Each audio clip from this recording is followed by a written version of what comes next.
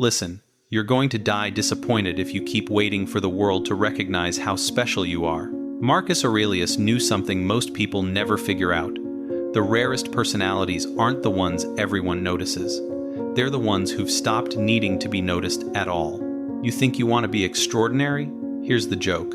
Everyone's chasing uniqueness like it's some trophy to win. They're posting, performing, peacocking around, desperate for someone to confirm they matter. Meanwhile, they're missing the most radical truth the emperor discovered while ruling the known world. Real rarity is being ordinary without shame. But I am different, you say. I think differently. I see through things others don't. Sure you do. So did every teenager who ever lived. So does every drunk at 2 a.m. The question isn't whether you're different. It's whether you can handle being exactly what you are without needing a medal for it. Marcus Aurelius wrote to himself, in his private journal, how much trouble he avoids who does not look to see what his neighbor says or does.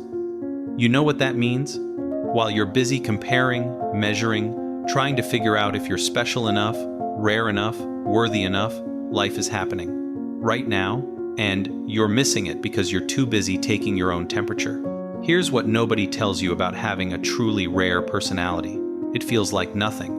No fanfare, no validation, no moment where the universe confirms your suspicions about yourself. Just you, doing what needs to be done, thinking what needs to be thought, without needing anyone to applaud. The Emperor of Rome, the most powerful man in the world, spent his mornings reminding himself he was just another chunk of meat that would rot in the ground. Was he depressed? No, he was free. Free from the exhausting performance of trying to matter more than physics allows. So, let's cut through the noise. These aren't signs you're special, they're signs you've stopped caring whether you are. Asterisk, asterisk. Sign 1. You've stopped explaining yourself. Asterisk, asterisk. Watch people. Really watch them. Every conversation, they're justifying. I did this because. The reason I think that is, let me explain why It's exhausting, this constant trial, where everyone's both prosecutor and defense attorney for their own existence. You know who never explains? The person who's figured out that explanations are just begging in disguise. You're not asking people to understand you, you're asking them to approve. And here's the kicker. They're too busy defending their own choices to care about yours. Marcus Aurelius commanded legions, decided the fate of nations, held the power of life and death over millions. You'd think he'd spend time justifying his decisions. Instead, he wrote, how much more grievous are the consequences of anger than the causes of it? Think about that. He's not explaining why he doesn't get angry. He's not defending his emotional control. He's just observing. Anger costs more than whatever triggered it. End of discussion. No justification needed. The truly rare personality has realized something profound. Your reasons don't matter. Not to others, not to the universe, and ultimately, not even to you. What matters is what you do. The rest is just noise you're making to convince yourself you're allowed to exist. But here's where it gets interesting. The moment you stop explaining yourself, people get uncomfortable. They push. Why don't you drink? Why aren't you on social media? Why do you wake up so early? They need your explanations because your silence forces them to hear their own mental chatter. You just shrug. Not because you're trying to be mysterious, not because you're above them, but because you've realized that because I choose to is the only answer that's ever been true, and saying it out loud would just sound like another performance. Asterisk, asterisk. Sign 2. You're entertained by your own suffering. Asterisk, asterisk. This one's going to piss people off. Good. Everyone suffers. That's not special. What's rare is the person who watches their own suffering like it's a mildly interesting TV show. Not detached in some fake spiritual way, that's just another ego trip, but genuinely curious about the mechanics of their own misery. You stub your toe. Normal person. Ow, damn it. Rare personality. Ow, damn it. Oh, look at that. My whole day just got ruined by a coffee table. That's hilarious. Marcus Aurelius put it this way. Today I escaped anxiety. Or no, I discarded it, because it was within me, in my own perceptions, not outside. You catch that? He didn't overcome anxiety. He didn't defeat it. He noticed it was just something he was doing to himself and found that amusing. The Emperor of Rome, facing plagues, wars, betrayals, writing in his journal like, "Oh look, I'm making myself anxious again. How fascinating." This isn't about being tough. Tough is just another costume. This is about recognizing the comedy of taking yourself so seriously. You're a bunch of atoms that got organized enough to have opinions about being atoms. Your problems, every single one of them, are going to be dust in a cosmic eye blink. And somehow that's not depressing, it's liberating. Physical pain? Sure, it hurts. But there's you, and there's the pain, and then there's this weird third thing. You watching yourself have pain. Emotional pain? Same thing. Someone betrays you, breaks your heart, disappoints you, and there you are, watching yourself create an entire drama about it. Writing the script, casting the roles, directing the scenes. Now I'll be hurt for 3 months. Now I'll trust people less. Now I'll. And sometimes, right in the middle of your own tragedy, you laugh. Not because it's funny, but because you catch yourself in the act of making it bigger than it is. The rare personality isn't the one who doesn't suffer. It's the one who suffers without adding a soundtrack. Asterisk, asterisk. Sign 3. You're suspicious of your own thoughts. Asterisk, asterisk. Your mind is a liar. Not sometimes, always. Every thought you have is just your brain telling you stories about what might be true, and you sitting there believing them like a child believes in Santa Claus. I'm not good enough. Says who? People are judging me. Based on what evidence? I need to achieve more. According to which universal law? Your thoughts are just weather patterns in your skull, and you're out here building your entire life based on which way the wind's blowing. The rare personality has figured out the scam. They hear their thoughts like you'd hear a used car salesman. Oh, that's interesting. My brain's trying to sell me anxiety about next week. Let's see. Fear of failure, sprinkled with some social rejection, with a garnish of financial worry. Classic pitch, not buying it. Marcus Aurelius nailed this. You have power over your mind, not outside events. Realize this, and you will find strength. But he's not saying control your thoughts. That's impossible. He's saying you have power over your mind, like you have power over a dog. You don't control what the dog wants to chase. You control whether you let it off the leash. Watch yourself think sometime. Really watch. You'll notice your thoughts are basically a drunk friend giving you advice. You should worry about that thing from 2015. Everyone secretly hates you. You're wasting your life, and you're sitting there taking notes like this drunk friend is some kind of prophet. The rare personality listens to their thoughts like background music in a restaurant. It's there, sometimes it's pleasant, sometimes it's annoying, but you don't mistake it for instructions from the universe. Your opinion about your opinions, that's where freedom lives. And here's the real kicker.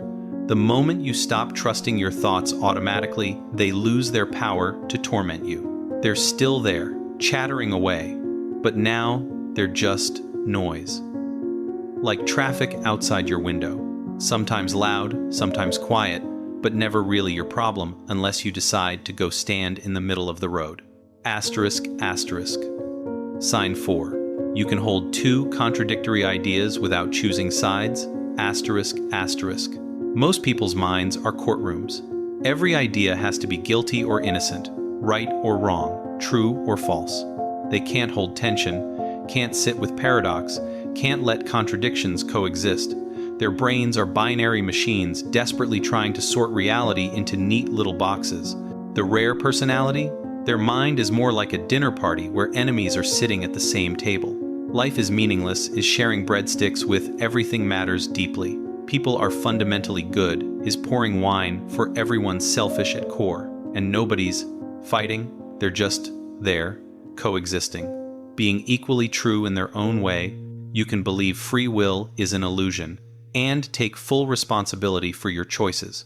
You can know you're going to die and plan for next year. You can see through the game everyone's playing and play it anyway, without bitterness, without feeling superior, without needing to wake anyone else up. Marcus Aurelius lived this paradox daily. Accept the things to which fate binds you, and love the people with whom fate brings you together, but do so with all your heart. Accept fate, but love fully. Surrender to what is, but engage completely. He's not choosing sides. He's holding both truths like you'd hold two different flowers, each beautiful, neither canceling the other out. This drives people crazy. They want you to pick a team, optimist or pessimist, spiritual or rational, caring or detached. The rare personality just smiles and says yes, not to be difficult, not to seem deep, but because that's what's actually true. Reality doesn't care about your need for consistency. The universe runs on paradox. Light is a wave and a particle. You're an individual and part of everything. You matter completely and not at all. The moment you stop needing these things to reconcile, you stop fighting reality. And when you stop fighting reality, you might accidentally find some peace. But here's the thing. Even this peace isn't what you think. It's not some blissful state. It's more like exhaustion. You're just too tired to keep picking sides. Too worn out to keep judging everything. And in that exhaustion, that giving up, something else emerges. Not happiness, not enlightenment, just space. Space for life to be what it is without your constant commentary. Asterisk, asterisk. Sign 5. You've given up on being understood. Asterisk, asterisk. This is where most people get off the ride. They can handle questioning their thoughts, accepting suffering, holding paradox, but give up being understood? That feels like death. Because what are we if not our desperate attempt to be seen, known, recognized by another consciousness? The rare personality has discovered something that sounds like despair but feels like freedom. You're alone in your skull, and that's never going to change. No amount of talking, explaining, sharing, connecting is going to bridge the fundamental gap between your experience and anyone else's.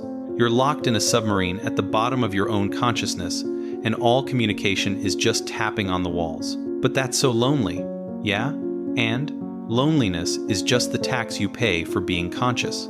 Everyone's paying it, most just don't admit it. They keep talking, posting, reaching out, hoping this time, someone will really get them. Like lottery tickets for connection, same odds of winning. Marcus Aurelius knew how much trouble he avoids who does not look to see what his neighbor says or does, but only at what he does himself. He's not saying be antisocial. He's saying stop the performance. Stop crafting your identity based on how you think others see you. Because, and here's the beautiful joke, they're too busy performing for you to notice your performance. It's actors performing for actors, audiences watching audiences. Everyone's so busy trying to be seen that nobody's actually looking. The truly rare personality communicates without hope. They say what needs to be said, not what they hope will finally make someone understand them. They share their truth like you'd share the weather. Here's what's happening in my sky today. Whether you get it or not is your business. And paradoxically, because the universe loves a good joke, this hopelessness makes them more understood than ever. Not completely, never completely, but more. Because when you stop trying to be understood, you stop distorting yourself into shapes you think others will recognize. You become what you actually are. And what you actually are, while never fully knowable, is at least real. People feel this. They might not understand you, but they recognize something true when they see it, like looking at a mountain. You don't understand the mountain, but you know it's not pretending to be something else. Asterisk, asterisk, sign 6. Your kindness has no witness. Asterisk, asterisk. Here's how you know someone's ordinary. They need you to see their goodness. Every kind act is a photo opportunity for their soul. They give to charity and mention it casually in conversation. They help someone, and the story becomes part of their identity. They're good people, sure, but they're good the way actors are good, always aware of the audience. The rare personality does good like they breathe, automatically, invisibly, without thinking about it. Not because they're saints. Saints are still performing, just for God instead of people. No, they're kind because what else is there to do? You see someone struggling, you help. You have extra, you share. Not for karma points, not for heaven, not even for that warm feeling, just because that's what's happening in this moment. Marcus Aurelius wrote, "What brings no benefit to the hive brings none to the bee." Simple, brutal, true. You're part of the whole whether you like it or not. Your suffering is everyone's suffering. Your joy is everyone's joy, even if nobody notices. Especially if nobody notices. The bee doesn't announce when it's pollinating flowers. It just does it because that's what bees do. But here's where it gets weird. The moment you stop needing recognition for your goodness, you realize how much of what you called kindness was actually commerce. You were trading good deeds for good feelings, generosity for reputation, love for love. The rare personality has stopped keeping score. They've thrown away the ledger. They help and forget they helped. They love and forget they loved. Not because they're trying to be humble. Trying is just another performance.